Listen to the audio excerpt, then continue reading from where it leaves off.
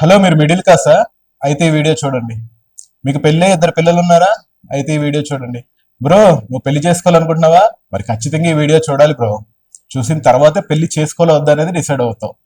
So ప్రతి middle class వాళ్ళు, family అంటే ఇష్టం ఉన్న వాళ్ళు, ప్రేమ ఉన్న వాళ్ళు, పెళ్లి చేసుకోవాలనుకునే వాళ్ళు ప్రతి ఒక్కరు ఈ వీడియో చూసిన తర్వాత మీ జీవితం ఏంటనేది మీకు మీ కళ్ళ ముందు కనబడబోతుంది. సో డెఫినెట్ గా వీడియో మొత్తం చూడండి, ఎక్కడ స్కిప్ చేయొద్దు.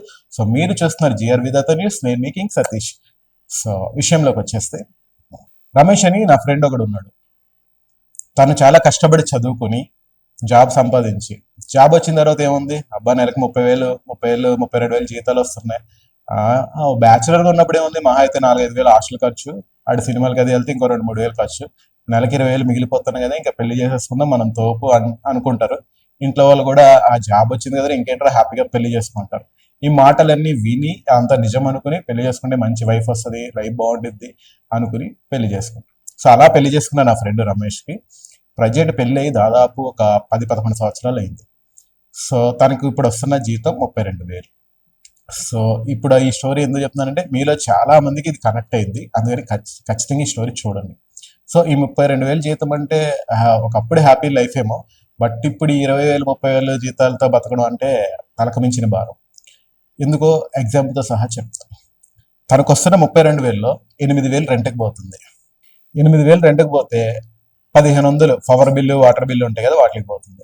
ఒక 600 రూపాయలు ఇంట్లో వైఫ్ ఉండిద్ది, తనకి ఇద్దరికి రీఛార్జ్ చేయాలి కదా, మినిమం 300 రూపాయలు తీసుకున్న కూడా నెలకు 600 రూపాయలు రీఛార్జ్కి పోతుంది. స్కూల్ ఫీజు, ఇద్దరు పిల్లలు, ఒకళ్ళు 6th ఒకళ్ళు 2nd, యావరేజ్ నెలకి ఇద్దరికి కలిపి 6,000 వేసుకున్నా కూడా నెలకు 6,000 పోతుంది. ఇంట్లో అమ్మ ఉంది, కొంచెం హెల్త్ ఇష్యూస్ ఉంటాయి, బీపీ షుగర్ దగ్గు ఇవన్నీ కామన్ కదా, ఎంత తక్కువ వేసుకున్నా మెడిసిన్ ఖర్చు ఒక 2,000 పోతుంది. ఇంకా గ్యాస్కి, వంట సామాన్లకి, బియ్యానికి ఇవన్నిటికి కలిపి ఇంకొక 6,000 పోతుంది. మరి బైక్ ఉండిద్ది, ఆఫీస్కి వెళ్ళాలంటే బైక్లో వెళ్ళాలి, లేదంటే బస్సులో వెళ్ళాలి, ఎటు చూసుకున్నా కూడా 1,500 నుంచి 2,000 అట్టుపోతుంది. ఇంకా ఎంతో కొంత సేవింగ్స్ చేసుకోవాలి, ఏదైనా అవసరాలు వస్తాయి కదా, ఏదైనా ఫంక్షన్లు వస్తాయి కదా, దాచుకుంటే బెటర్ అని చెప్పి ఏదో చీటీ కట్టుకుంటారు కదా ప్రతి మిడిల్ క్లాస్ వాళ్ళు, దానికి ఒక 5,000 పోతుంది. దాదాపు 31,100 రూపాయలు ఇక్కడే పోతుంది. ఇంకా 900 మిగులుతున్నాయి. ఈ 900లో ఇంకా పిల్లలకి చాక్లెట్లని, బిస్కెట్లని, కూల్ డ్రింక్స్ అని, లేదంటే ఎప్పుడైనా సినిమాకి వెళ్ళాలనిపిస్తుంది, బట్ ఈ 900 అయితే వెళ్ళలేరులే. సో ఎన్ని కోరికలు చంపుకుంటూ బతుకుతూ జస్ట్ రెంట్కి, తినడానికి, ఉండడానికి, స్కూల్కి చూసుకుంటేనే 31,100 రూపాయలు అవుతుంది. ఇది యావరేజ్ జస్ట్ ఒక నార్మల్, అంటే ఎలా చెప్పాలి మీకు, ఒక మాస్ ఏరియాలో నివసించే వాళ్ళ గురించే నేను చెప్తున్నాను. అది హైదరాబాద్ లాంటి సిటీస్లో ఒక మాస్ ఏరియాలో. అది ఎందుకంటే 31,000 మనకు ఊర్లలో అంటే వస్తే బ్రహ్మాండంగా బతకొచ్చు, బట్ అక్కడ అంత వచ్చి ఇన్కమ్ అయితే లేదు. సో ఎవరైనా సరే బతుకు తెరువు కోసం ఒక హైదరాబాద్ లేదంటే బెంగళూరు లాంటి సిటీస్కి వస్తారు. ఇది జస్ట్ హైదరాబాద్లో ఒక మాస్ ఏరియా గురించి నేను చెప్తాను. అదే కొంచెం మంచి ఏరియా, ఒక క్లాస్ ఏరియాలోకి వెళ్తే ఈ ఖర్చు డబుల్ అవ్విద్ది, అంటే 50,000 నుంచి 60,000 రూపాయలు అవ్విద్ది.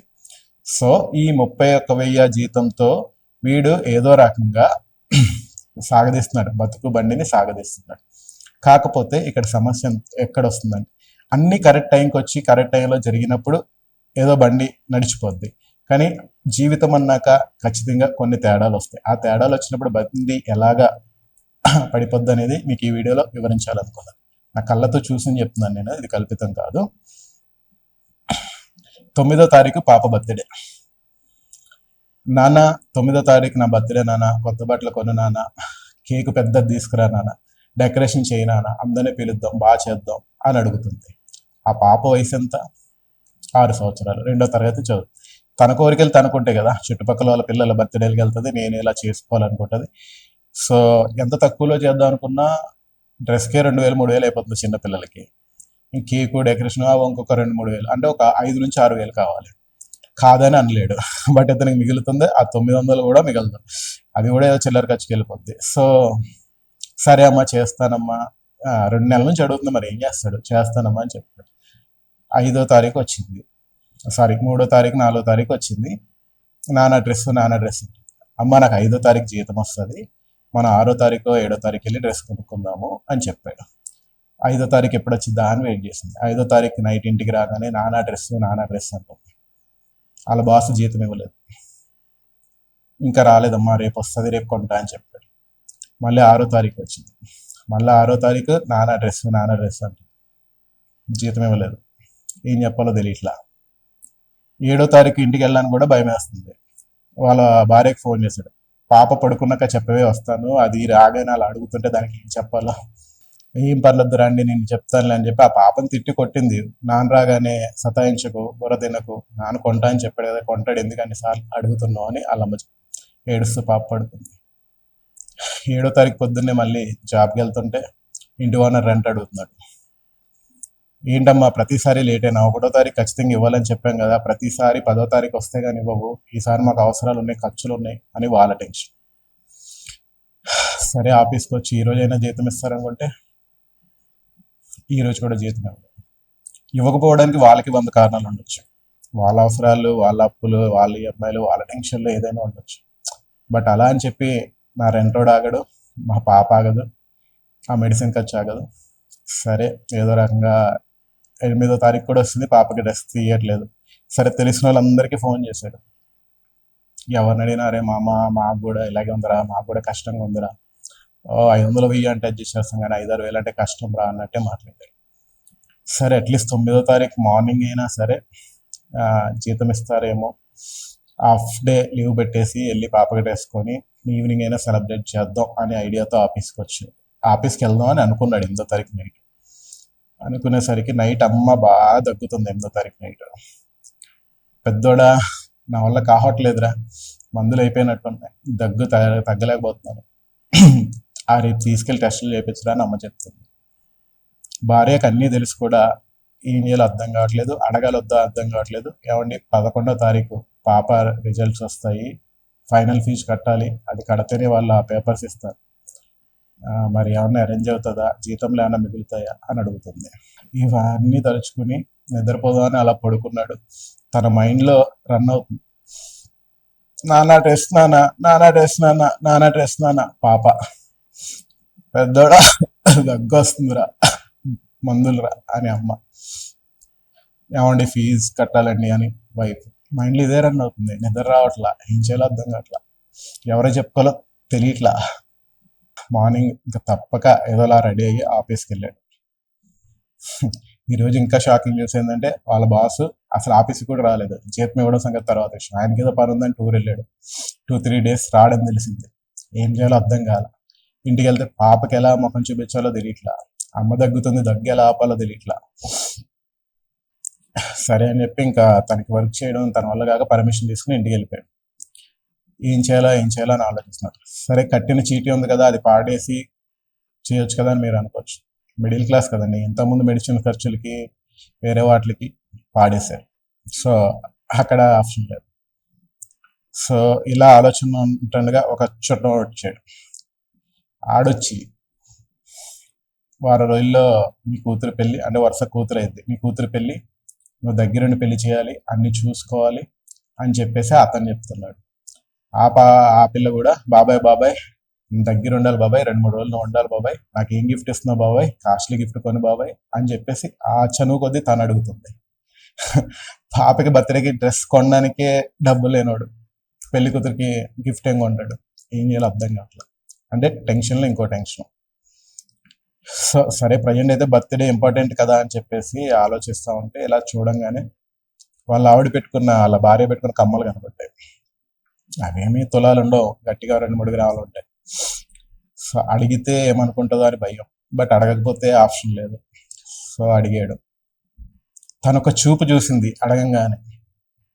అంటే ఇంతేనారా నువ్వు, ఇదేనారా నీ బతుకు అన్నట్టు మనం చెప్పలేము, అది ఎక్స్ప్రెస్ చేయలేము, అట్లా చూపు చూసింది. కానీ ఇస్తారు భార్యలు, మొగుడు కష్టాల్లో ఉన్నాడు, భర్త కష్టాల్లో ఉన్నాడు, వాళ్ళు ఎంతకైనా చేస్తారు కాబట్టి ఎమ్మటే తీసి ఇచ్చేసి అవి తీసుకెళ్ళి అమ్మేసి ఫైనల్గా పాపకి డ్రెస్ కొని కేక్ కొని ఏదో నైట్ బిర్యానీ తెచ్చుకుని ఉన్నంతలో ఏదో సింపుల్గా చేసుకున్నారు. ఇంకా మిగిలిన డబ్బులతో వాళ్ళ అమ్మకి ట్రీట్మెంట్ చేయించి మందులు కొని మళ్ళీ అన్ని చేసుకున్నారు. మళ్ళీ అన్ని చేసిన తర్వాత వారం రోజుల్లో పెళ్ళి, మళ్ళీ గిఫ్ట్ కొనాలి, పెళ్ళికి వెళ్ళాలంటే ట్రావెలింగ్ ఛార్జ్, మళ్ళీ వీళ్ళు కొత్త బట్టలు కొనుక్కోవాలి, మళ్ళీ డబ్బులు కావాలి. సో మళ్ళీ ఏం చేయాలి అని ఆలోచిస్తుంటే ఎవరినైనా అప్పు పుట్టదు, మిడిల్ క్లాస్ బతుకులు అంతే. మన దగ్గర డబ్బులు ఉన్నప్పుడు అందరూ కూడా మావాడు మా అన్నయ్య మా బావ అని మన చుట్టూ ఉంటారు. మనకి దగ్గర రూపాయి లేదు, కొంచెం కష్టాలు ఉన్నామని తెలిస్తే కిలోమీటర్ దూరంలో పెడతారు, 100 సార్లు ఫోన్ చేసినా కూడా ఎవడేస్తారు. సో తప్పనిసరి పరిస్థితుల్లో ఇంకేంటి అన్న ఆప్షన్ చూసుకుంటే మొబైల్ ఓపెన్ చేశాడు. ఏదో చూస్తుంటే ఒక యాడ్ వచ్చింది, మొబైల్ యాప్లో లోను 50,000 లోన్ కావాలంటే అది గంటలో ఇచ్చేస్తాను అన్నట్టుగా మెసేజ్ వచ్చింది. సో తప్పనిసరి పరిస్థితి, సరే తీసుకోవాలి, తీసుకున్నాడు. లోన్ తీసుకున్నాడు, హ్యాపీగా షాపింగ్ చేసుకున్నారు, పెళ్లి కూతురు గిఫ్ట్ కొన్నాడు. సో మళ్ళీ లైఫ్ మంచిగా జరుగుతుంది. బట్ మంత్ ఎండ్ వచ్చింది, మళ్ళీ లోన్ ఈఎంఐ కట్టాలి. స్కూల్ ఫీజు పెండింగ్ ఉండిపోయింది అక్కడ. మీకు అది గుర్తుందో లేదు, అది కట్టాలి. వీడికి వస్తున్న జీతంలో మిగులుతుంది 900. ఆ 900 కూడా ఆ పిల్లకి కనీసం చాక్లెట్లు బిస్కెట్లు కొనకపోతేనే మిగులుతుంది. సో ఇప్పుడు ఏం చేస్తాడు? సో ఈ లోన్లో కట్టకపోతే వడ్డీల మీద వడ్డీలు పెరుగుతాయి. బయట అప్పులు తెచ్చి ఇంట్రెస్ట్ తెచ్చిన వడ్డీల మీద ఉంటుంది. మన జీతాలు మాత్రం మనం తలకేసి కింద నుంచి తలకిందులుగా తపాలు చేసినా 30,000 దగ్గర 20,000 దగ్గర వస్తుంది. సో ఏంట్రా దేవుడా, నా బతికేంట్రా, నన్ను ఈ బాధల నుంచి, ఈ అప్పుల్లోంచి బయట పడేస్తావా, నాకు విముక్తి కలిగిస్తావా, లేకపోతే శాశ్వతంగా ఈ బంధాల నుంచే నన్ను, అది మ్యాటరు. సో అర్థమైంది అనుకుంటా. వయసు అయిపోయి ఖాళీగా ఉన్న పెద్దలు చెప్తానే ఉంటారు, పెళ్లి చేసుకోరా, వయసు వచ్చింది, 30,000 జీతం వస్తుంది కదా, నీకేంటి అని చెప్పేసి. వన్స్ ఈ పెళ్లి అనే బంధంలోకి ఎంటర్ అయిన తర్వాత, ఈ మాట నేను వాడకూడదు కానీ వాడతా మీడియాలో, దూల్లా తీరిపోద్ది. 1కి 10 సార్లు ఆలోచించుకో. ఇన్ని రోజులు ఒకటి కింద 20,000కి 30,000కి ఆ స్విగ్గీలు జొమాటోలు అవి ఇవి అనుకుంటూ తిరుగుతారు. లైఫ్ మీద ఫోకస్ చేయండి, గట్టిగా కష్టపడండి. ఒక్క 4-5 ఏళ్ళు లేట్ అయినా పర్లా పెళ్ళికి, కానీ టైంకి పెళ్లి చేసుకుని పాప బర్త్డే అయినా ఇంకేదో వచ్చి అది ఒక డ్రెస్ అడిగితే కొనలేని పరిస్థితుల్లో ఆ బాధ ఎలా ఉండిద్దో అది ఫేస్ చేసినోడికి తెలిసిద్ది. కాబట్టి చెప్తున్నాను, 1కి 10 సార్లు ఆలోచించండి. సో 1కి 10 సార్లు ఆలోచించండి.